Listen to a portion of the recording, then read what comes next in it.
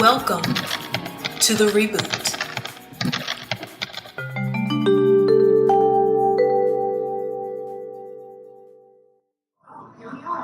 All right, we are live here on Urban Broadcast Media on the first episode of the Reboot. I'm your host, Monique Wingard, and joining me here in the studio today, we have Stephen C. Philpott Sr. and Jimmy Odom. Hey. So they're going to be my co-hosts today while I go through here at the top of the hour a little bit of tech news. And later today, what I'm really excited about is the friendly discussion that they're going to have. That's what we'll call it, but it's a debate that I would like to call the Tech Crossfire. So they're going to be talking about cashless technology. And this is all based on my recent visit to the Amazon Go store. I loved it. It was convenient. But there are differing opinions out there about whether or not having so much artificial intelligence in our everyday, what am I trying to say? Lives? Yes. Everyday lives, yes. But they're not being live people. They're helping us. So, but I don't mind that. So they're going to have, I believe you are against? I'm totally against it. Cashless technology. Jimmy is? I'm for it. Okay. So I believe in the future. I think it's he wrong. believes in the future. So we will get into that during segment number 2.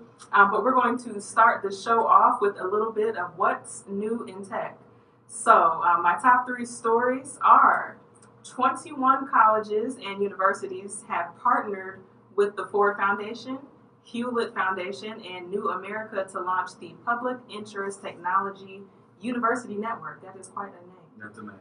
That is a name. So I know for a fact that Howard University, I was excited about that, to hear that they are a part of this network.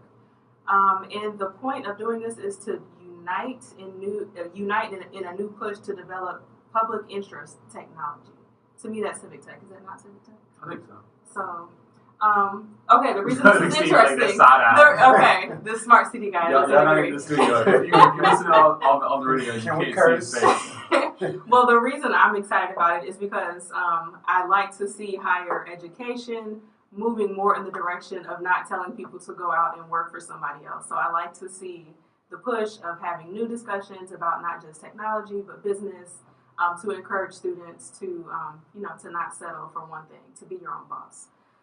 So that's... I think social impact companies, right? I mean, yes. Steve knows I'm a huge supporter of his work. Mm-hmm. So I think that's an underserviced sector, right? So it's good to see that such large organizations are pushing, their resources and their attention.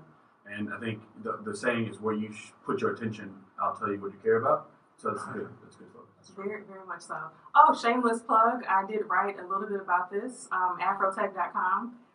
Just go and probably search my name and find the article about higher education moving more into the direction of talking about tech and business. Mm-hmm. Okay, up next, also exciting, especially because later we're going to have someone that works in this area joining us later. So next story, competitive video game playing, also known as esports, is now a high school varsity sport. Makes sense. In 8 states. I don't know. Wait, whoa. Engineering, there was a... Yes. So, I don't know. Having played Central Catholic High School, JV soccer, but varsity track, and all the hard work you put into that. And so you're wrestler. Well, slow down. Are we talking about that cognition is not a high level attribute or skill set? Are people kicking you in your shins? Your brain. Hold on, we're not talking about physical activity. Physical activity takes place in many different forms. And I think that when you talk about cognitive skill set, what area is more important than cognitive abilities? And so hand-eye coordination, reflexes, those things matter. What other mediums of interaction have we been able to do that? Maybe chess, things like that, right? Like strategic alignment and like advancement, things like that, right? Mm-hmm. So I think, shout out to our generation that have pushed this forward in absence of our parents. Like, oh, you can't make no living playing video games. Take that, mom. Take that, mom. Take that. Take that, daddy. Take that. And shout out to my brother and my cousins who many a night were told to go to bed, staying up all night trying to find the cheat codes on You know Mortal how hard, Kombat, like, you know how hard it is to Contra. beat the level that's unbeatable? Super Mario Brothers, Man, Tecmo Bowl, I think it's a great. Madden. I think it's a great. all of that could have made you guys money. So Facts. These are Yes. real facts. And then there's downline workforce development for people who get to shovel the hot wings and chips and shit. Okay, so moving along. So if you want to That's know gonna be more, automated, Steve. That's So gonna be automated. find out more about that story on CNN.com. So the title of that story is "Video Games," and look at this. Look at the messaging or the language here. Video games are now a legitimate high school sport. Fact. They had to throw in the word legitimate. They're Okay. professional teams. I think because Yes. we had a previous generation, right? That Yes. the boomers. Oh, that's you wasting your life away, right? Right, Type right, deal. right. No shade to boomers, but all shade to boomers. All shades of boomers. Yeah, I'll say that. All shades All of shade boomers. boomers. Yes. The greatest Okay. generation, by the way. Oh, don't start. All I think right. that's another segment That's a that we'll whole- talk about. On to Amazon. I'm kidding. So Amazon, who we're not going to get here in Chicago, unfortunately, but that's okay. I'm not going to stay scarred about that. Amazon is beefing up its presence in Austin, Texas. That makes sense. Yes, Austin. I'm hearing good things about the cost of living there. So I believe, if my computer will cooperate, that they are expanding to have 800 new jobs. So Wow. is that a lot? That's a lot of jobs. I think it's a lot. I mean, I guess what are we comparing that to, though? Right? What's the They total? have jobs that we don't Right, like, get. that's a lot. That's a lot compared to You know, what we're. that's a lot. No, I guess total populace. Like, what's the population count there? And then like what's the average income? Yeah. How many more jobs they're adding into those income brackets? Right. So like, I don't know. It Well, sounds like a lot. Like it's a press article. Like it gets you in the press. So that's legit. And they already have 1,000 corporate employees in Austin. So there you go. this So that's is a added. nearly Yes, yeah, it it's is. almost When you put it this way. almost double the size. Yeah, Yes. that's huge. Okay. Big ups to Amazon. And Austin. Good for you. Yeah, good for them. All right. So I'm a supporter. I don't hate. You're a I'm not supporter? hating. I don't hate on people, man. Like, hey, like I- whoever get it, get it. I was looking forward to that. Yes, I was sir. bragging. Amazon? I was bragging about Amazon potentially being So you here. counted them And chickens then I before they. did, Yeah. and then I had to pipe down after they, did not come here. So, It's okay. all right. At least we avoided all of the press that came from Yes. the traversion of those deals that they put together in New York. New Can you- York, Can you yeah. imagine that Yes. in Chicago? Just No, right. we don't need that. We don't But that's need one thing that. I love that it seemed to be a lot more like transparent process Mhm. that Chicago was putting together. We did a lot for the resource as opposed to let's look backroom deals to try to get them to come in, Yeah. right? Yeah. And I think that's what happens. Like I can't speak. I have no knowledge of what happened Mhm. in New York other than what was written about publicly. Right. But I can imagine that if you had such an effort put into recruitment, and then such a visceral reaction to the success of the recruitment, Right. clearly everybody wasn't on the same page. At all. Clearly, so And- that's probably not okay. And Not they at all. haven't picked a home No. I don't That's think that they will. Like, which then goes to anyway. Like that, no shade. yet. Well, Jeff Bezos has the space program, the SpaceX program. what's Maybe up. they'll just put it out in the What's up? space station. Hey, do whatever they gotta do. Yeah, cool. They're gonna drop like Oh my Eric. Did you gosh. see? Wait, did you see the blimp? Y'all see the blimp? No. Oh man, I'm gonna No. show you. I wish we could share this on Yes. the Facebook feed. But Yes. there's a video that hit the internet this morning. About a blip. A blimp. Amazon had a blimp delivering drones from above, like just above. Like the stratosphere. So again, the blimp is out Okay. traversing the skies. Look, I'm gonna show you. Okay. And you just see He's the not drones. lying. He's I'm telling not the truth. lying. Amazon Okay, has there is drones, an but Amazon- they just drop it. That doesn't They look are, scary like, in your dropping neighborhood. drones. They drop like that's a dystopian future if you Falling ever out. if I ever Oh seen my one. gosh. Crazy, This right? is the stuff that we should possibly be afraid of. So, Why? point for Steve. What? Already. What do you think that's Point gonna for do? Steve That's already. nothing to do with cashless. The blue lights on the roof. It has to do with And you know transportation. exactly Point what for That's Steve. a Being against logistics. AI. Yep. All you brothers and sisters That was in kind of town. scary. Above this. That was a little It's scary fine. for me. It's fine. Okay. And actually, I just saw our guest later today. Just walked in, Keisha Howard. So next up on my list. Every week I'm going to try to have some gaming news for you, even though I'm totally not a gamer. Again, to mention my brother and cousins, they often would not even let me touch the controller, so I'd have to watch or pull the power cord out, and walk away. That's the thing now. If it was that kind of night. And, Just pull the power cord out. To pull the cord out and run. So much. Let's not so much of a can't leave that power part out and then yes. run. Run away. It's just demonstrative. But no, that's the thing now. It's like, so real talk. It's only one person can play or two people can play. Mm-hmm. But now that you have YouTube, where my kids in particular Mm-hmm. sit and watch people for as long as I'll allow them, they watch other people play video games. That was my role That's during that's a time. the gaming nights. And Most then gaming nights. there's likely a dark market where there are people betting on these professional players. That's a good point. And I talked about this 20 years ago, and people were like, well, first of all, how are you going to get that many people to play against each other that you can actually bet on that audience? Right. Right. Well, Right. now we're connected. It happens. You Yeah. can play Yeah. people any time of the night. Yeah. Well, 24/7. I for Yeah. one. Unlike basketball or football, Yeah. that have these scheduled events. I for one am really proud to know that there's a woman that is going to be speaking on all of this. Her name is Keisha Howard, I mentioned, and Sugar Gamer. yes, Girls and she Play also Games. goes by the name Sugar Gamer. So Keisha is headed to Games Beat Summit, and that is sponsored by VentureBeat, which is a popular online news source that talks about all things tech that you need to know. So the hashtag for that is GB Summit. If you want to see what they're already talking about, what kind of discussions are happening right now, about the summit.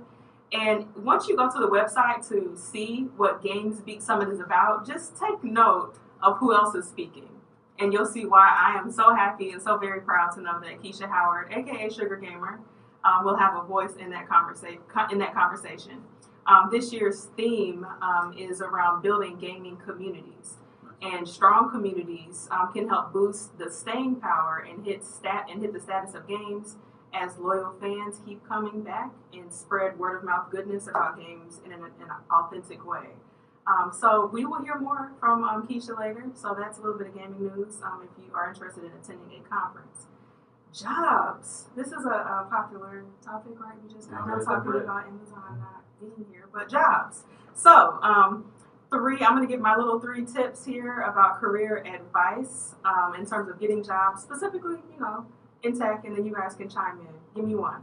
All right. So my 3 are: start building a digital portfolio now. Like, don't wait until the night before the job interview and try to throw together like a digital portfolio. Yeah, like every time you finish a really good project, and especially if you work in social, start taking screenshots of that best tweet that went viral and put that on a website. And you don't have to actually publish the website, but just start stockpiling your best work and have that ready. Stay ready so you don't have to get ready. So that's number 1 for me. Get your LinkedIn pages together, people. You cannot imagine how many networking events I go to, and in lieu of handing a business card, I'll ask somebody, hey, are you on LinkedIn? So that we can hold each other accountable and we're already connected. And people shudder and they say, oh, LinkedIn, it's not looking too good. And so, no shade. Okay, I'm not shading you. But, just get the profile picture up there. If you don't have a nice profile picture, if you have a company logo, put that up there. And just put the bare minimum on your LinkedIn account, because that can serve as your website if you don't have one. That will make you searchable on the web. And your business card. Serves as your business And serves as Yeah. your virtual business card. So get those together, and there are so many people having either free or paid workshops to help you get your LinkedIn pages together. So take advantage of those opportunities. My last one, nothing too deep here, but just never stop learning. So don't be that person that knows everything. So those are my 3. So any career advice for anybody that's listening to us right now and is beating their head against the wall, trying to figure out why they are not getting their foot through the door? Anything? Well, I think depending on the level, so there's like entry level into tech, there's like a career path you're looking at, and there's like those folks who are just naturally predisposed to some sort of technology. They understand it. They can almost create the next level, the next wave of technology. Understand where you're going in and create a point of view that you can stand on for the next 10 years or 5 years. And try to stay away from what was happening even now. Look at what's happening tomorrow and try to prepare yourself to be a subject matter expert in that area, or at least someone that can lend to the information about a subject matter that's coming on board. When we were talking about drones 2 years ago, it seemed like we were these heretics talking about this futuristic thing. Yeah. Now we talk about drones in the sense of today. There are folks that are being funded. There are drones out there. There's what's the company Flirty that does they deliver the heart devices. I'm talking about the devices through drone. They have 2 locations and they're fine. I mean, we're done. Wow. Amazon's been talking about it for years, and because Amazon seems like this company that does all this nascent technology, we look at it as if they are the only ones producing it. But they're the folks that are coming out of school yesterday that are producing tomorrow's technology, and a lot of us can be on that forefront if we look in that direction. I would be more likely to do that. I agree with Steve. I'd say I got 2. I'd say if you are not getting the callbacks that you want or responses to your resumes or your digital portfolios, right? I would argue that never be too proud. Humble yourself, and what I mean by that is be willing to take an unpaid internship, right? To find the company of your dreams, and if there's a job opening that you don't get for whatever reason, they have a better candidate. Don't feel too prideful to say, listen, like I'm willing to do a 6 months unpaid internship. I really believe in this company. Express yourself, articulate your passion about what they're doing and what you believe that's going to have an impact on whatever industry vertical that you're looking at, and then willingly offer your skill set to prove yourself, right? And I don't think that's a common thread that people take nowadays, right? Internships are like, for the emerging youth, Right. As opposed to, I'm 30 something plus, right? I would be comfortable taking an internship, right? Because that means I'm gonna learn, right? So regardless, I can now throw them on resume, and I'm gonna flex it as I need to, right? That's the first thing. And then the second point that I want to make is never be too. Don't doubt yourself. If you see a vision, right, and you believe in your abilities, create and manifest the next thing, right? Don't look to create a $1 billion company. Look to solve an individual need, right? Like find a gap. And you might not build a full-time job. So while you're trying to, seek out the full-time job, if it takes you 2-3 months to get a job, what could you build in 3 months? Right? Find a hackathon. That's how I got my career started in technology, right? I spent a weekend at a startup weekend, startupweekend.org, and maybe .com now. So that was I went for just an idea. 110 of us came together over a weekend from a Friday at 5 p.m. into a Sunday at 5 p.m. And everybody pitched an idea. There was like 90 people that presented. And of the 90 people that presented, 15 companies were formed, right? And so everybody came with an idea, but you got to be passionate enough to build it. So over a weekend, we built the foundation of what later became a company that I raised money on. So, my point is, go seek out a job, but if you can't find one, don't feel too weak and too incapable of or unable to create a job. Build something. Build something. And to your point, when you said make sure you keep learning, there's so many tools and platforms out there that are free that you can learn anything. I mean, AI, synthetic intelligence, blockchain. You could build. You could tinker with anything. I think what Steve is talking about is courseware. So if your audience is not familiar, like I encourage you. Right now, I'm taking courses at Stanford and MIT right now. One under Python, one under a programming language called Lisp, and calculus. So my point is to say, OpenCourseWare are all of the universities. They put their courses out there for free for you to take the courses. Go get it. Well, it sounds like we are coming up on a break right now. So again, in the studio is Stephen Philpott and Jimmy Odom, and this is Urban Broadcast Media. We'll be right back. So can you hear us? This is Brother Raymond. He would tell us. We're still online. You want me to fly there? I think they should. They definitely We're talking about the black community absolution. How you feel? This is so funny. I didn't think I was going to have enough information. I still have more. Good first segment, everyone. I need that mic closer to you. Was it hard the entire time? I had you pilot all the way up, and you still sound like you were a little off. Or just put it aside. Put it on the side? Steve. Okay. And then, there you go. Yeah, I can see it from our Perfect. We're getting old. You know my eyes. What they used to be. Happy 40 and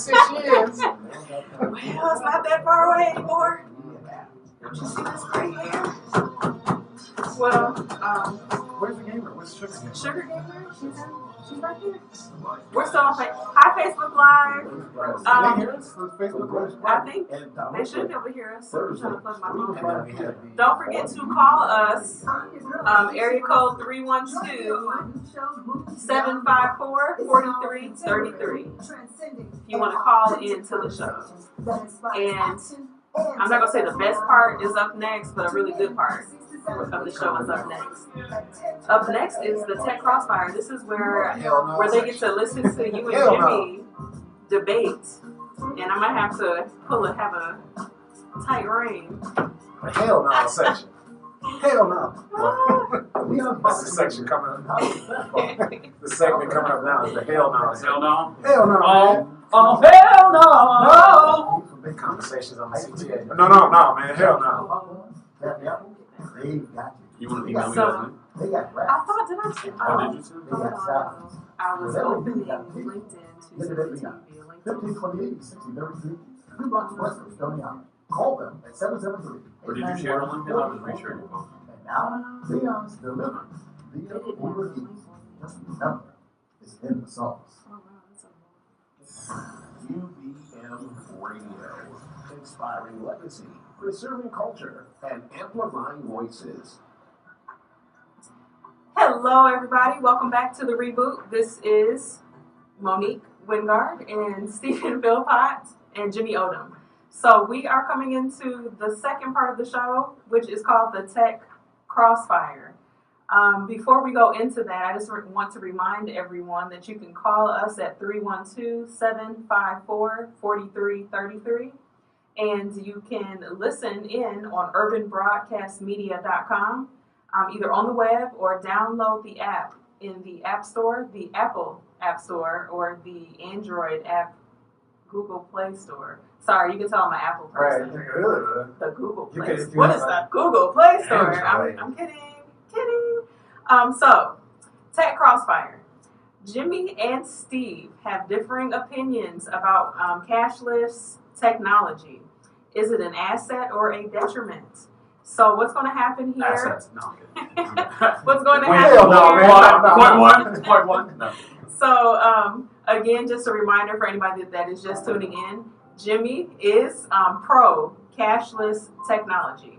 So think of, again, the Amazon Go store. Give me some more examples. Rental cars. Rental cars. Yeah. Biometric, face scanners. Yes. Whatever you need. Yes. We got it. Having your Device to card device. on your Yep. phone and Cash scanning app. it. Cash app. Cash All app. of that. Yep. Are you for it or are you against it? And so Steve is against all Totally things. against it. All things. I feel bad for him because there's no way he can It's a win this tough- argument. it There's seems no like way a you tough can win this argument. It's a tough argument. Here we go. So you can already see this is going to be good, right? All right. So each person is going to get 2 minutes. 2 minutes. And I'm going to be watching. And Alvin back there too, he's going to help me. So 2 minutes, they both get opening statements to prove their point, or to, I should say, a support statement on their stance. And there's supposed to be a coin toss. I forgot about my coin toss. Oh, that's fine. Does anybody still carry? Why would you see? It's cashless. coins? Why would we? Oh, Flip it on your phone. Flip it on your cash app. Flip your Thank cash you. app. Oh, wait. All right, there's All going right. to be. No way. Heads or tails? Heads. All right. Heads it is. Heads all day. Oh, Of course it's it's heads. All right. And this, All right. you're making my point. You're You're making my making point right? already. So you get to go first. I'll let. Oh, okay. You get to go Oh, first. you're going to defer? I'm gonna defer. We're going to defer. I'm gonna go with defer. the I get the choice. I'm gonna defer. I didn't think that we were going to, that one of you would not want to go We're going first. to kick. Are you good going first? Am I going first? Yeah, I think I get the choice. Okay, so I'm going to. I'm not playing the race card, but I'm going to argue the standpoint from the black population, the black issue, the black concern. Because Why are you looking at me like that? I'm just saying. Yeah, I just might know a black person.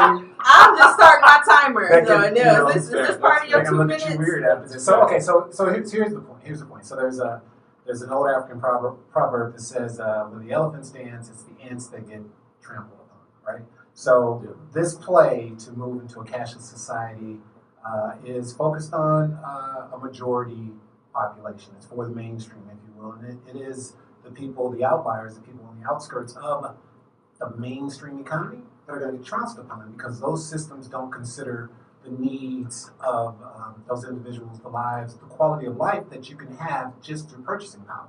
And purchasing power at the end of the day is dictated by your profile, your cash holding profile. Cash is king.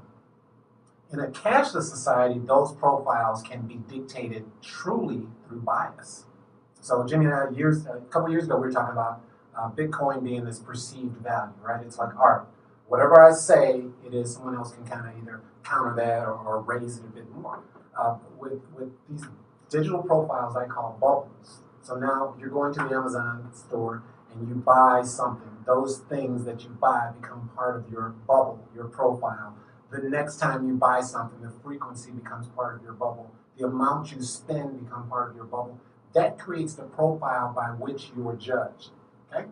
Now in the past, black people have had issue walking in with cash because those profiles, the profile of the black person walking in with cash, can be judged right then and there. Today, that's not appropriate. We don't accept it. But tomorrow, we won't be able to deny a person. We won't have to deny a person up in front of his face. I can deny you because I see your digital profile walk in before you. All right. Thank you, Steve. So I love. Fight that, dude. So I'm going to go against that, right? Like I think technology I view as a great liberator. It provides greater opportunity and access at a more equalized playing field. I think when I look at when you say that there's a lack of, the services and solutions are the underbanked, right, which typically are brown and black communities. I don't view that as a detriment. I view that as an opportunity, an economic opportunity. When I hear underbanked and the amount of underbanked, I'm an entrepreneur. I go, what can I build to solve those problems that those people experience, right? And I guess I'm wired that way. So I'm a glass is half full as opposed to it's half empty. Technology is a locomotive that's attached to a jet rocket that's attached to a volcano, right? There's nothing that you can do to get in front of it to stop its flow. The best thing to do is to, like you would move with the river or an ocean or a stream, is to rock with it. I think that's one of the things that I would probably point out. But above all else, my main point is self-sovereignty. Never before is the opportunity for the individual to focus on ownership of self.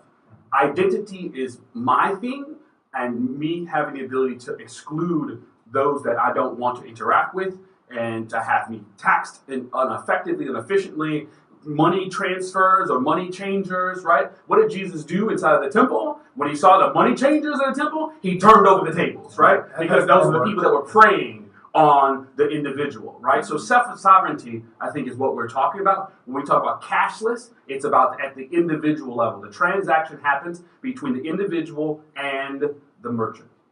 Okay. All right. Thank you, Jimmy. So I'm not actually going to, even though I very much so want to jump in on this. You're moderating.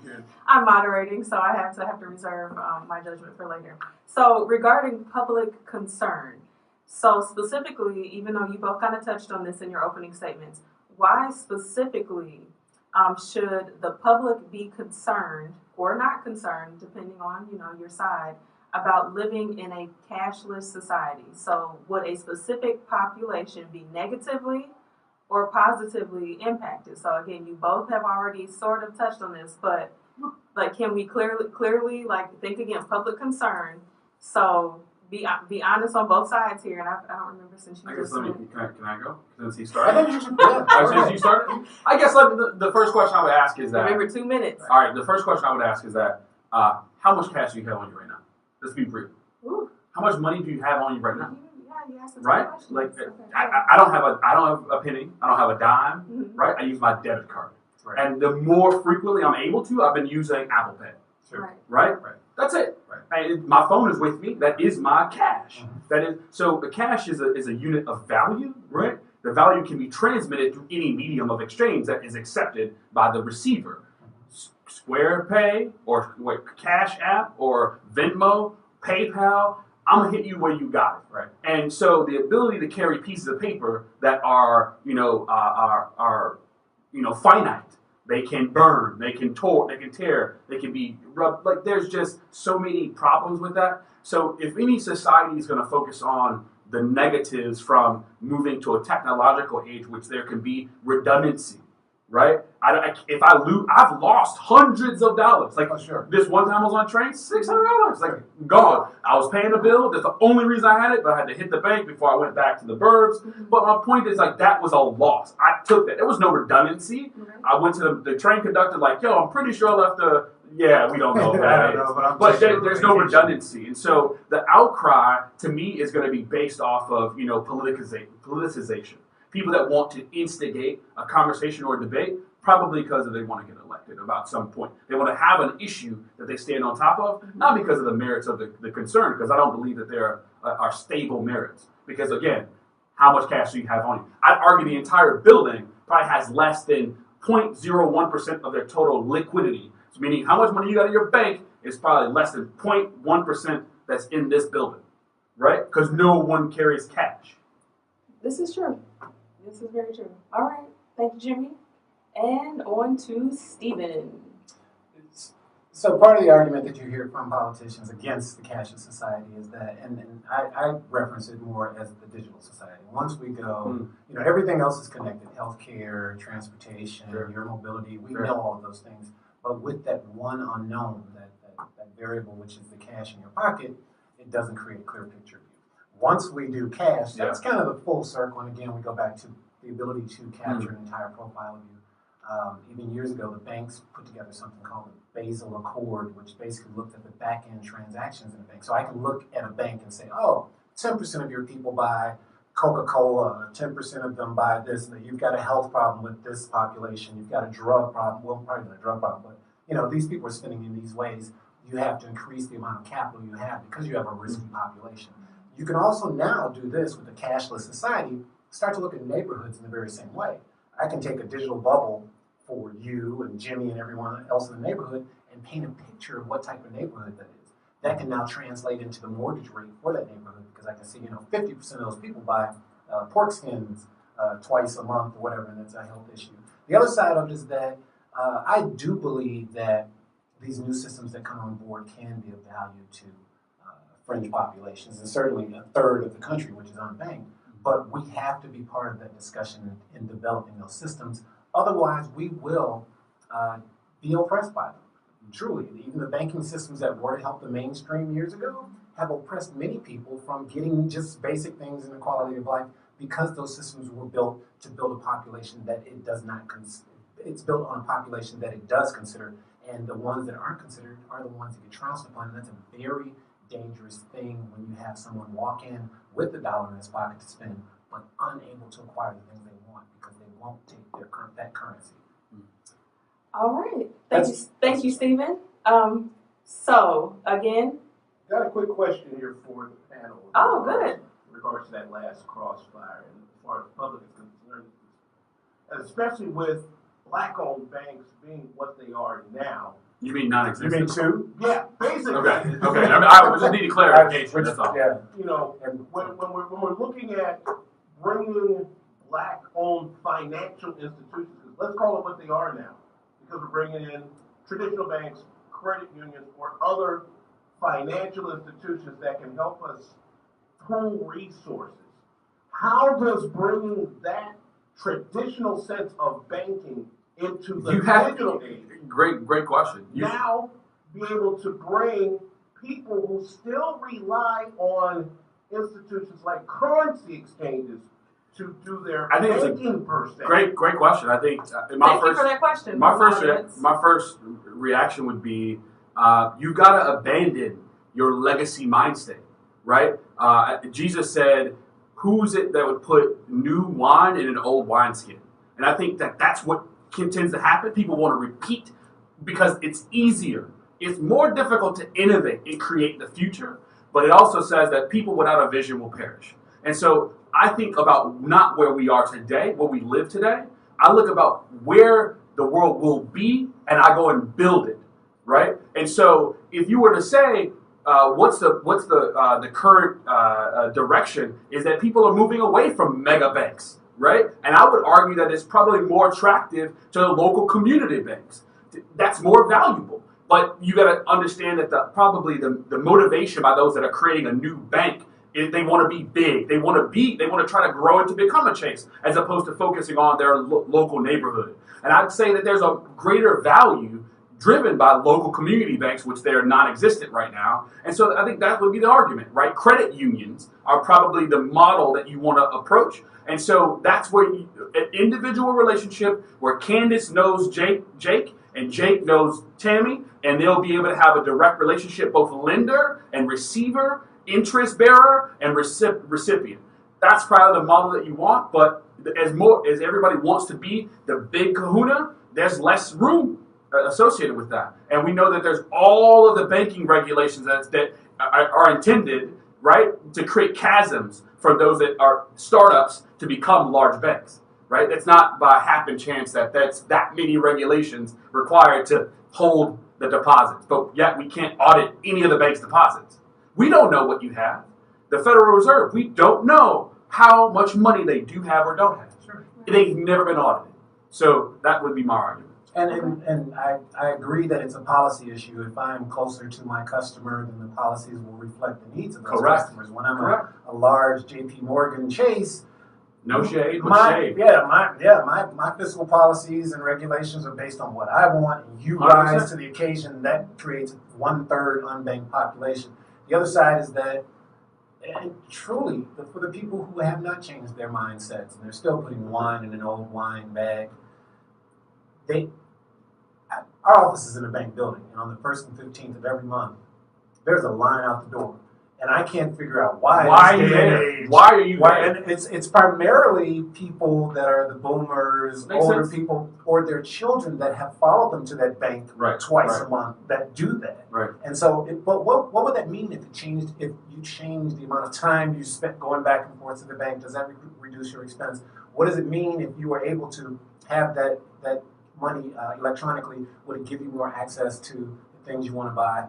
Yes, but again, you don't, as that person, as the people of that profile, you don't fit the profile of the mainstream. You're still, whether or not you adapt those ways, it doesn't make a difference unless you are involved in dictating the policies that work for you within your affinity group. I want to give the urban broadcast media family an Easter egg, right? I encourage each and every one of you to go Google the Community Reinvestment Act called CRA. If you don't know about it, that's where the wealth was stolen from the majority of America, right? Because previously, banks had to have, for every dollar of deposit, for every N number of deposit, had to have loans go out into the local community that they had a branch location. Except when technology came in and ATMs and digital transactions. Because the banks were able to then say, well, our transactions don't happen on the south side of Chicago, they happen in New Hampshire. Right? Because that's where our servers are. And so what happened is for every $1,000 you deposit where they should have been investing or loaning out N number of dollars, they were able to get away with that. And why were they able to do that? Because of their digital systems? Is that what you're saying? I'm going to argue that it was because of the way that they lobbied the government. But that's just neither here nor there. All right, 312-754-4333. If you want to call in, join in on this discussion, or even offer your comment. And don't forget to tune in and spread the word about urbanbroadcastmedia.com. We'll be right back. Why do you... No, joke. I love technology. I think my whole thing is... Oh. I guess? I'm just messing with you. Yes. They need to come in. Oh, they should come in? I think regular people just need to be having this conversation about the entire table more. Now is the time to take some things involved to build these systems. They truly can get involved in building these systems. Saturdays from 3 to 5 p.m. Are you being radio? We have 20 minutes until the polls close, right? This is Tyrone Muhammad, Executive Director of Tech Crossfire. Yes. Are you Sugar Gamer? Inviting you to Welcome. Thank you Here's more water. for being Here, let me here. move that out of the way. Do you guys know each other? download the free CB from Google Play or the Apple App Store. Are we able to get a mic? I said what I said. I've been far too often. You see these elected officials making these decisions about what I'm going to do what's best for me. I'm going to do what's best for my constituents. Come around. I said what I said. It sounded like probably to a untrained people. No, you think that. She's going. Okay. Okay. They saying the exact same thing. I said what I said. I said what I said. That's the name of the show. You gotta get in the Great, shot. it's a great show, dude. I'm telling you. You gotta listen in on Wednesday nights. There you go. I said what I said, man. All right. So are we into the third segment now? Segment number 3. You want to switch and get closer, so because this is your segment. Passing on the tradition and stories across generations. Tune in to Let the Elders Speak Saturdays at 9 a.m. All right. Perfect. All right. Third and final segment. Looking good. Looking all right. So there is that I'm sitting up this cup with the lipstick part facing outward. It's all good. It's the only way I could balance the cup and actually hit my And that's fine. We're proud to announce the opening of Leon's Patio with their brand new sweet shop and extended menu. We've got a taste for big goods, ice cream, smoothies, the top style hot club, taffy apple. They've got you. They got pizza. They got wrapped apples. And now they got scotch. Is that what? Whatever He you said you got, can taste the taffy up? get it at Leon. 1528 6033, 2 blocks west of Stony Island. Call them at 773-891-4804. And now, Leon's delivery. Leon Uber Eats. Just remember, it's in the sauce. In the South State. UBM. So they can hear us too? Inspiring legacy, preserving culture, and I hope everybody got out there and voted for someone with the tiny gray afro. Welcome back to the Reboot. My name is Monique Wingard, your host, and we have a new guest here in the studio. Her name is Keisha Howard, aka Sugar Sugar Gamer. Yes, Love we're Keisha. excited to have her here. Thanks for having me. No problem. Thank you for being here. As I mentioned earlier in the show, if you by any chance did not know, I mean, there aren't a lot of us in the gaming world, and so I was, I'm People a from fan. Ohio State. No, but black women. I'll Oh. say black women. I'll say black I would women. Okay, talk about it. because I know, or women of color. I'll say women of color. Like trolls. I only did that to get him to say Smurf. that because the women of color statements. Anyway, black women specifically. Huge fan. I have been actually. It's so funny. I just inboxed her on Facebook 2 days ago. It was maybe not even 2 days ago to say, hey, do you have a podcast? Because I wanted to start listening in and like have a resource on where I could get more information about gaming from, the perspective of a woman. There's a difference. There's so good difference. So thank you for being here. And tell us about what your inspiration was for getting Sugar Gamers started. Oh God. Well, I was super introverted as a kid and south side of Chicago, so I wasn't going outside to play or anything like that. So inside a lot, didn't make friends easily. And so when my older brother started getting video games, he was my playmate. This is how we bonded. He made me play video games at first. I wasn't a complete I love video games on my own, right out the gate. But when I finally figured out how to beat him at Street Fighter, that triumph, that win. I was just like, there's something. There's something to this. And since then, I've just, it's been a thread throughout my life. But interestingly enough, no one in my family, no one around me in my space ever was like, oh, you like video games, maybe there's a career for you in that. I never saw anyone that looked like me in the space. And even to this day, it's 2019, and I'm just still the only one at the conference. But this is why conversations like this need to take place, because I am hoping that someone is watching this and now knows that you're here. Not that they don't already know, because I mean you're You know the name, yeah. We up there, yeah. She been on, but I mean, it's only taken 10 years. It's only taken 10 years. I think that's another thing that's worth communicating, right? Like you didn't do this overnight. And, oh no, and we not aren't at familiar all. with your personality or your profile, or your company because of today, right? Like you've been putting in that legwork. I think that's something that people miss when they see a person that gets notarized, from an accolade.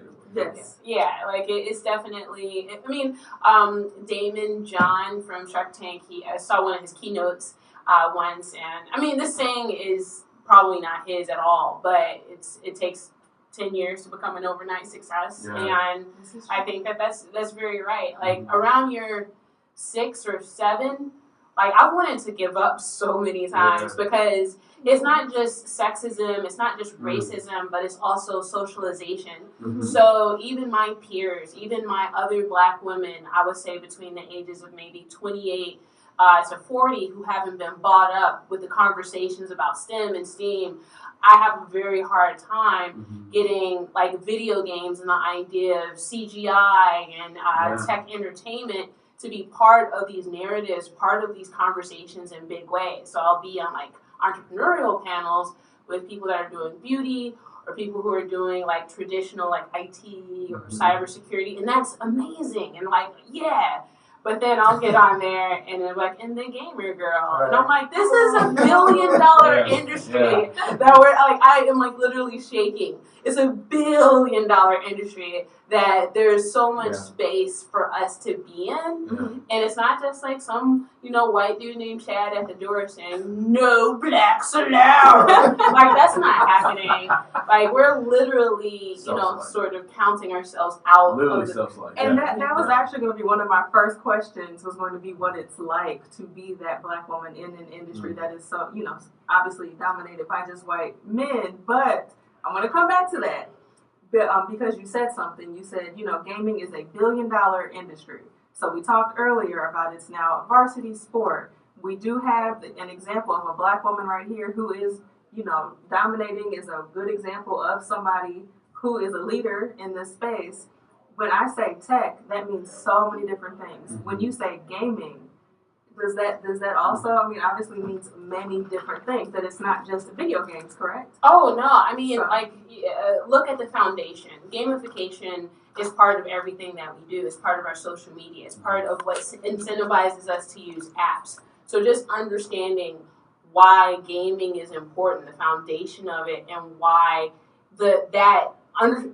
being literate in that can translate to so many other tech fields. Like if you can figure out ways to get people to come back to your app, if you can figure out ways to get people to use your credit card because they're going to gain points and win a prize, if you figure out ways to like give people an accolade because they got 500 friends on a social media platform, that's all gamification. That's all use me, win, get a prize, or be better than other people. It's all like sort of stimulating this competition.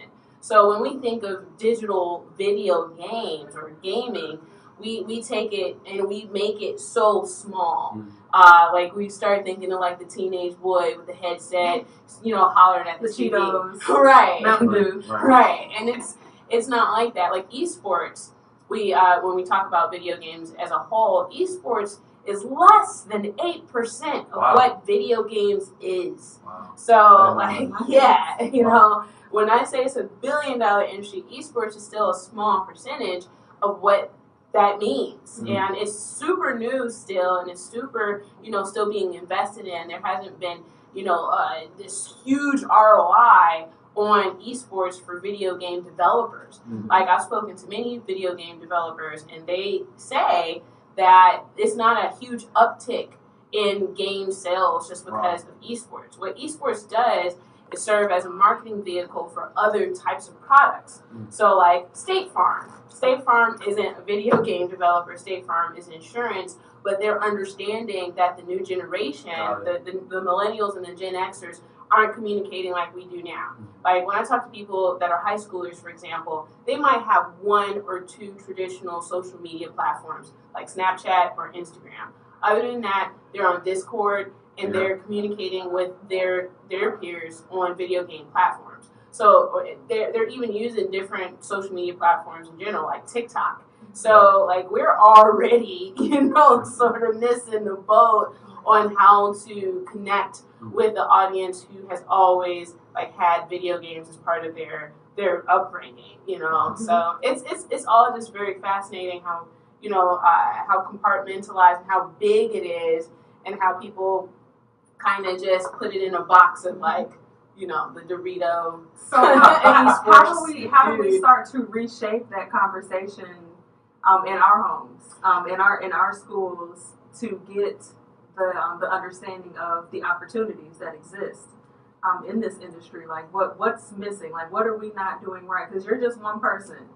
I think can we amplify you? Like how? Number one, I guess how can people share? And I'm jumping in, but I want to how can we amplify your work? Like, is there can you give us your social? Oh, she's giving us that. It's kind of like a pitch at the end. Awesome. Oh yeah, well, she's ready, but no, we can do that now.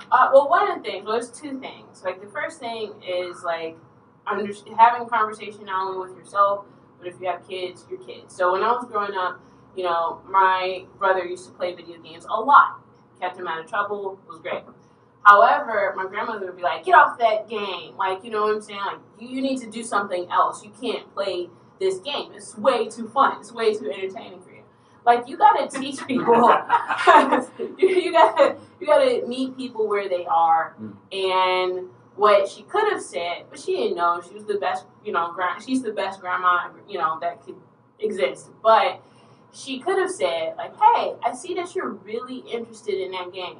Do you know that you can work in the video game industry? All it takes is that to just like, oh, I can't. Like, no one ever even said that to me. And then, like, again, on top of not having representation growing up, it never even occurred to me as a space that I could be a part of. So, like, I could only imagine if someone said to me, hey, there's a space in creating something. Have you ever thought about creating your own video game? Like, that seemed like today it seems feasible.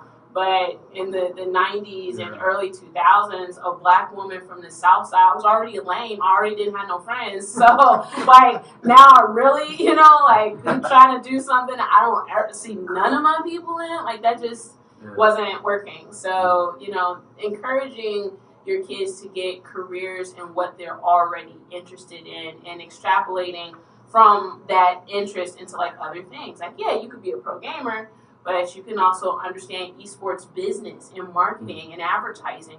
All esports business is regular business, like with a sort of emphasis on esports.